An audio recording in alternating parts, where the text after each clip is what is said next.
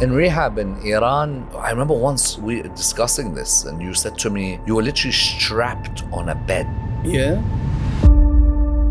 Families need to have these open dialogues with their kids, especially now, especially with this information age, you know? Yeah. We can't hide anything from our kids. The only thing we can do is educate ourselves to teach our kids, don't go down this road.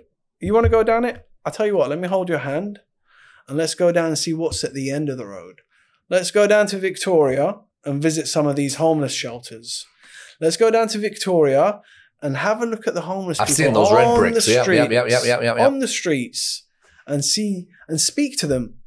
Don't just look down on them. Speak to them. Find out what their story is. Give them some money, you know? Give them some help. Buy them some food. But speak to them. Find out their story. They're human beings. In rehab in Iran, I remember once we discussing this and you said to me, you were literally strapped on a bed. Yeah. Yeah. Why? Because you are trying to find ways out because you need it? You need the drug? Your mind is playing something with you, you know? I went to Iran and I got to the place and it was a shock at first because I didn't know I was going there. I thought I was just going to go to Iran. Okay, okay. You know, my family said to me, just go to Iran, have a break for a couple of weeks, you know, just refresh. We turned up outside this huge house. And I looked at my uncle and I said to him, have you moved house? Yeah. They have a huge house, but this is a different huge house. It wasn't our huge house. Sure. He's like, yeah, with a smile on his face. Yeah. He rang the doorbell. I was like, why are you ringing the doorbell? If it's your house. You know, yeah. Where's your key? Yeah. You know, the mind is working. Sure. Like, where's your key? He's like, I left it at home. I was like, okay, I've never left my keys at home. Yeah. And then you walk in and the door closes behind you and you hear, it locks. Where's my uncle? Gone. Yeah, but come this way. Come this way, get in the office, strip search, make sure I'm not carrying anything. You don't lose yourself at this moment. You're going with the flow. You're thinking this must be some medical advice or something. Maybe I don't know what's going on. Yeah. I've literally arrived in the airport and straight there. Correct. They expect to be strip searched, but yeah. I'm expecting to see my grandmother. I'm expecting to see my grandfather. I'm expecting to see the rest of the family. And go in there, strip search. Come out, go sit in the office. My uncle comes in. Yeah, I bet. Here's some paperwork. Sign here. It's all in Farsi. I only read English. Sure. What does this say? Don't worry, just sign it. What do you mean, don't worry, just sign it? Read it to me. No, don't worry. I'm your uncle. I'm looking after you. Just sign it. Yeah, well, okay, sign. Put your fingerprint here. Fingerprint. Okay. Now you're locked up for 3 months. On your own signature. Wow. With your thumbprint. What do you mean? At that point, I went mad. Ooh.